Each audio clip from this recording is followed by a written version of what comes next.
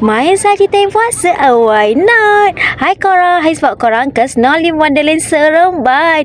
Ni adalah timpa ais bersalji terbesar di Malaysia. First, kita beli tiket bermula dengan harga RM50. Saya siap bawa satu family. Setiap pembelian tiket korang akan dapat winter jacket. Untuk snacket dengan glove, korang kena bawa sendiri atau beli sendiri kat sana. Tengoklah kami semua excited sangat. The moment of truth, kita masuk peti ais terbesar ni.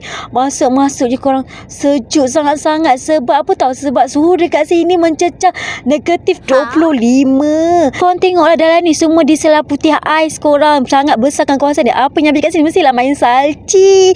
Tak kira kecil atau besar, semua excited nak main salji tau. Selain main salji, kat sini boleh main slide. Kat sini ada 3 jenis slide. Yang ni saya rasa yang paling laju korang.